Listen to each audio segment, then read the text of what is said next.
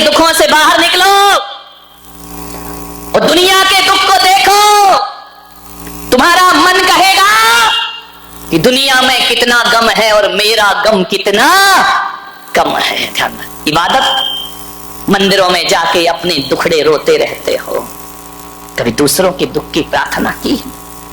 कभी कहा है भगवान मेरा पड़ोसी बहुत दुखी है उसे सुखी कर दे? कभी निकल बोला है कभी? हाँ, पढ़ लेते हो शांति पाठ में सर्वे भवन्तु सुखिना सर्वे, ये बकवास है, बोलते बस हो, मन में तो यही रखते कि सत्यानाश हो पड़ोसी का। ध्यान रख, मेरे से आगे बढ़ रहा है, बर्बाद हो जाए, हे भगवान मुझे दे या नहीं दे, पड़ोसी को मत देना। ध्यान रखना, ये स्थिति, ये सोच है हमारी। एक भगवान की पूजा कर रहा था, पूजा करते समय महादेव प्रसन्न हो गए। महादेव ने कहा कि मांग वरदान। तो बोले सही में दोगे? अरे बोले अपने जैसा बेईमान क्यों समझ रहा है, मांग मिलेगा। तो बोले दो भगवान। बोले क्या तेरे पास क्या नहीं है? बोले सब है, लेकिन दुख इस बात का है कि जो मेरे पास है वही पड़ोसी के पास है। तो भगवान ने कहा तू पड़ोसी का टेंशन मत कर, तू मांग, क्या मांग रहा है? बोले भगवान मैं तो इतना ही मांग रहा हूं कि जो पड़ोसी के पास हो वो मेरे पास डबल होना चाहिए, बस इतना ही सुख चाहिए मुझे। एक बात बताऊं, आदमी अपने दुख से दुखी नहीं है, आदमी पड़ोसियों के सुख से ज्यादा दुखी है। उसके घर में शांति कैसे? और महिलाओं के तो, यहां की महिलाओं की बात नहीं कर रहा हूं, कौन बोला औरंगाबाद वाली आज आई हैं? ध्यान रखना, विचार करिए, महिलाओं का तो यही है, यदि पड़ोस के घर में शांति है तो कानाफूसी करो थोड़ी सी। सास बहू प्रेम से कैसे रह रही है? थोड़ा बहुत सभा में चूहिया छोड़ दीजिए, इतनी होशियार होती हैं महिलाएं। यहां वाली नहीं, यहां वाली तो बहुत सीधी है, जलेबी की तरह, इतनी होशियार, इतनी होशियार कि पड़ोस के घर में जाएंगी, बहू बैठी है, अब मालूम है क्या करेगी? पड़ोस के घर जाके उठ के आ रही कि अब मैं चलती हूं, और आते आते बहू के कान में कुछ कह दिया, बस इतना ही कहा कि अब मैं जा रही हूं। सास देख रही, अच्छा कान में कह रही, इसका मतलब मेरे खिलाफ कोई षड्यंत्र चल रहा है। और उसने कुछ नहीं कहा, उसने इतना ही कहा कि मैं जा रही हूं, और वो भी तीली लगाने आई थी, कोई घर को सुखी करने नहीं आई थी, कान में कह के चली गई। अम्मा ने देखा, क्यों, क्या बोल रही थी वो? अम्मा जी कुछ नहीं, बस इतना बोल रही थी मैं। अब इस पे कोई अम्मा विश्वास करेगी कि मैं जा रही हूं? इस पे कोई विश्वास करेगी क्या? अरे जा रही हूं तो जोर से बोल देती, तू भी चुप आ रही है। आज श्री महाभारत प्रस्तुत करता। ऐसे घरों में आग मत लगाइए मेरे भाई, क्यों किसी के घर उजाड़ते हो? घर बसाना सीखो मेरे भाई, उजाड़ो मत। एक जगह शादी हुई, एक अम्मा ने पूछा क्यों तू 10 दिन से मंदिर में नहीं दिखी? बोले क्या करूं बहन, लड़के की शादी थी इसलिए मैं नहीं आ पाई। हो गई तेरी शादी? बोले हो गई। बोले कहां की बहू है? बोले औरंगाबाद की। बोले औरंगाबाद की? बोले हाँ। बोले कितना मिला है? अब तुझे क्या लेना देना कितना मिला है, वो जाने, उसकी बहू जाने, तेरी छाती काहे को जल रही है? क्या मिला दहेज में? अरे भाई दहेज में छोड़ो, हमने तो महाराज के प्रवचन सुन लिए थे कि दहेज लेना पाप है। एक साड़ी में लड़की लाए हैं, हमने कोई दहेज नहीं लिया है। अरे अम्मा ने माथा फोड़ा मंदिर में, बोली धैर्य तेरे की, तू भी महाराजों की बातों में लग गई। उनके तो ना आगे कोई ना पीछे कोई, तेरी तो गृहस्थी लगी है। 1 घंटे के प्रवचन में हीरा सा बेटा फ्री में बेच दिया। तेरे की सत्यानाश, हीरा सा बेटा। अब जब इतना हीरा सा था तो तूने अपनी लड़की क्यों नहीं दी? ऐसे घरों में आग लगाई जाती है, ध्यान रखना। हीरा सा बेटा कौड़ियों के भाव में बेच दिया, मैं होती लाखों रुपए लेती दे। अब बता, उस बुढ़िया के दिमाग में कचरा डाल दिया इसने। वो इतनी खुश थी बेचारी, और ऐसे मीठे शब्द बोल बोल के कचरा डाल दिया कि हीरा सा बेटा। जब हीरा सा था तो तुझे पहले का कीड़ा सा दिख रहा था वो। ध्यान रखिए, मत उजाड़ो किसी के घर, ध्यान रखिए, घरों को बसाइए, किसी के घरों को बर्बाद मत करिए। आओ, ये इंसान एक मंदिर के समान हुआ करता है, और ये धरती उस तीर्थ स्थान के समान हुआ करती है जहां हम लोग रहा करते हैं। मान्यवर, एक तीर्थ जैसा वातावरण बनाइए, जीवन स्वर्ग हो जाएगा आपका। किसी के घरों को बर्बाद मत करो। तुम्हें क्या लेना देना दहेज मिले नहीं मिले। आजकल मंदिरों में ये पद्म पुराण नहीं पढ़ती, बुढ़िया पुराण ज्यादा पढ़ती हैं। पुराण तो खुला ही रहता है, रामायण दूसरी चलती रहती है। पता चला इतनी देर मंदिर में क्या बोले स्वाध्याय कर रही थी। अब तुम्हारे स्वाध्याय में बकवास के सिवा होता क्या है? बोलो निंदा पुराण है और कुछ नहीं है।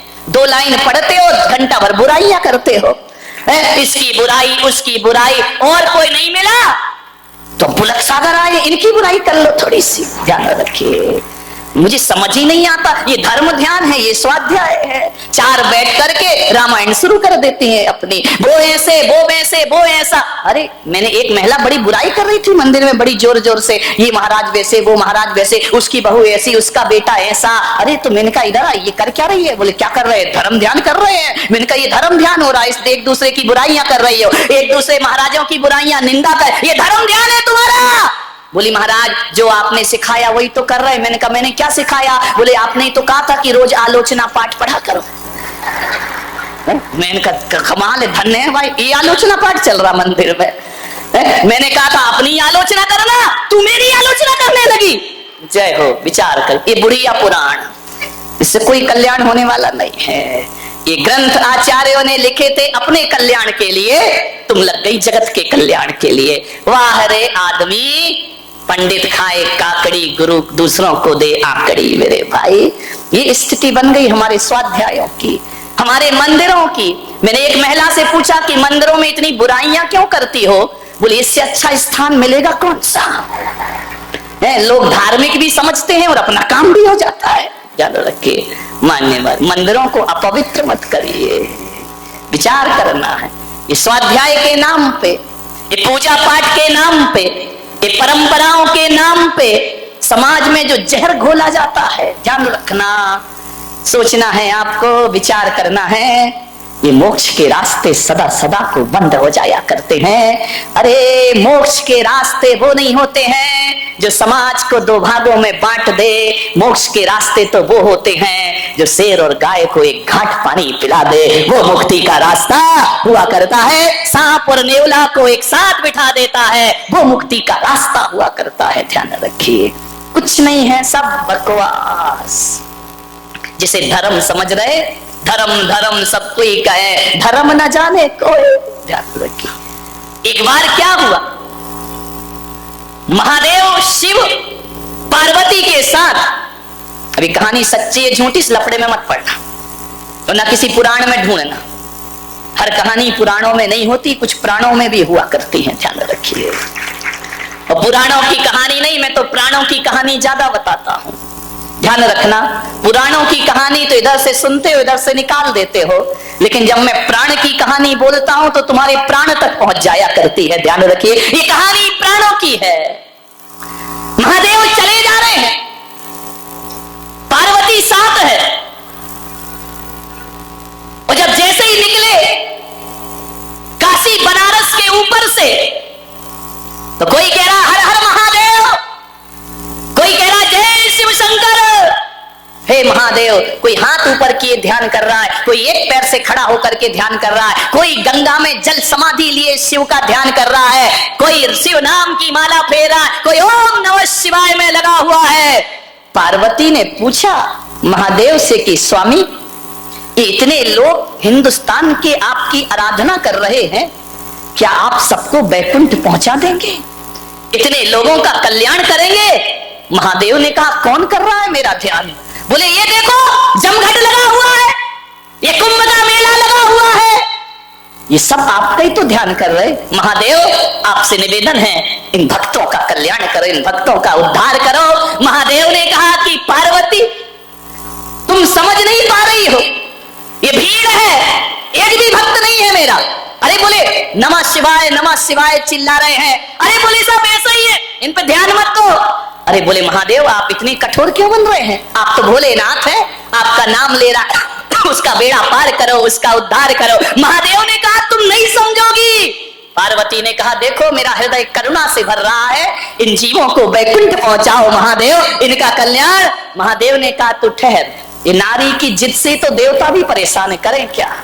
यदि जिद पे आ गई तो हो गया काम। नारी हट बहुत ही बुरी हट होती है, ध्यान रखना। अब कभी नारी की तो हट्टी की सोने का मृग ले आओ। अब राम जी को भी लेके जाना पड़ा, जानते तो वो भी थे कि सोने का होता ही नहीं है, ध्यान रखिए, विचार करिए। महादेव ने कहा मैं तेरी जिज्ञासा शांत करूंगा, नहीं तो तू कैलाश में मुझे चैन से नहीं बैठने देगी, ध्यान रखना। बोले खैर मैं करता हूं व्यवस्था। ये जो तू कह रही है कि इनका बेड़ा पार, देख मेरा सच्चा भक्त कौन है। बोले ये सारे भक्त है, कोई जल चढ़ा रहा, कोई अर्घ चढ़ा रहा है, कोई आपके नाम की धुनी रमा रहा है। बोले सब ढोंगी, कुछ नहीं है इनमें। बोले बरसों से हाथ ऊपर किया, अरे उन्हें सब बेकार। बोले नहीं महादेव, एकदम से इनकी तपस्या को मत ठुकराओ। महादेव ने कहा ठहरो, तू यहीं खड़ी रह, मैं बताता हूं कौन कौन बैकुंठ जाएगा। महादेव ने एक कोढ़ी का रूप बनाया, कुष्ठ गलित, दुर्गंध आ रही है शरीर से, और गंगा किनारे काशी में एक सीढ़ी पर जाकर बैठ गए कोढ़ी बन करके। बड़े बड़े पंडित आए, बड़े बड़े साधु संत आए। उसने कहा हे भाई मुझे गंगा स्नान करा दो, मेरा गंगा में नमन करा दो, मेरा कुष्ठ दूर हो जाएगा, मेरे पाप दूर हो जाएंगे। जो निकला छी छी दूर, कौन छुएगा तुझे, तुझे तो कुष्ठ रोग हुआ, तेरी देह गल रही है। सब मुंह बना करके निकल गए, नमः शिवाय नमः शिवाय। कोई डमरू बजा रहा, कोई ढपली बजा रहा। महादेव ने गौरा से कहा कि देख रही हो ये मेरे भक्त एक भी मुझे गंगा में स्नान नहीं करा रहा है। जिससे कहा वही मुंह फेर के चला गया। पंडित चले गए, महंत चले गए, किसी ने हाथ नहीं लगाया कि महादेव को कोई इस बूढ़े को गंगा में स्नान करा दे। जब पूरा दिन बीत गया, एक गरीब निकला। उस गरीब के उस कुश्ती ने, उस कोढ़ी ने पैर पकड़ लिए, मुझे गंगा स्नान कराओ। बोले अरे तुम मेरे पैर क्यों पकड़ते हो, तुम्हें गंगा स्नान मैं कराऊंगा। उसने उठाया, जिसकी मवाद गिर रही हो कोढ़ से, उसने उठाया, चलो मैं तुम्हें गंगा स्नान कराता हूं। वह ले गया, गंगा में स्नान कराया। कहानी कहती है कि जैसे ही स्नान कराया, महादेव अपने रूप में प्रकट हो गए और उन्होंने कहा देखो गौरा पार्वती, सच्चा बैकुंठ जाने का अधिकारी ये है, वो मेरे नाम की माला जपने वाले बैकुंठ जाने के अधिकारी नहीं हो सकते हैं। मान्यवर ध्यान रखिए, इंसान से नफरत, भगवान से प्रेम। ध्यान रख, दुनिया से भागे फिरते हो, भगवान को तुम क्या पाओगे। ध्यान रखिए मान्यवर, सोचना है आपको, मनुष्य से इतनी गहरी नफरत है आपको। पत्थरों की पूजा करते हो, पत्थर को पूजते पूजते तुम्हारे हृदय तो पत्थर नहीं हो गए हैं। ध्यान रखिए, हम तो उस देश के लोग हैं जो पूजते पत्थरों को हैं, लेकिन दिल फूल सा रखा करते हैं। मान्यवर ध्यान रखिए, सोचना है कौन आएगा, आपको विचार करना है। एक बहू ने मेरे प्रवचन सुने और प्रवचन सुनने के बाद मैंने अपने प्रवचन में कहा कि भूखे को भोजन कराना बहुत पुण्य का काम है। प्यासे को पानी पिलाओ, भूखे को भोजन कराओ। सुबह उठकर सबसे पहले यही काम होना चाहिए। वो बहू जो कभी रसोई घर में नहीं जाती थी, कभी भोजन नहीं बनाती थी, वह सुबह सुबह उठी 6 बजे, रसोई में जाके काम करने लगी, भोजन बनाने लगी।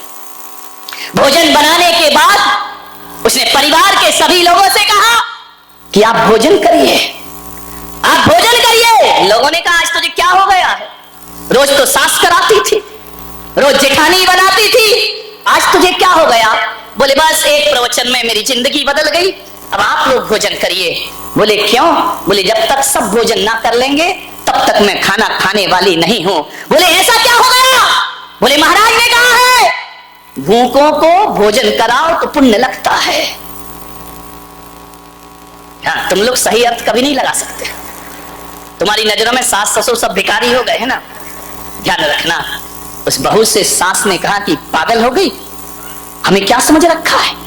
बोले महाराज ने कहा है कि भूखे को भोजन कराओ, प्यासे को पानी पिलाओ, पुण्य लगेगा। तो सास की नजरें तर्रा गई। उसने कहा तूने हमें क्या समझ रखा है, हम कोई भिखमंगे हैं। उसने कहा नहीं मां, तुम तो मेरी मां हो, जगत जननी जगदम्बा हो, लेकिन मैं आपसे इतना निवेदन करती हूं कि उस प्रवचन का अर्थ मैंने यही लगाया कि ये जरूरी नहीं है कि दरवाजे पे भिखारी खड़ा हो उसे खिलाना पुण्य है।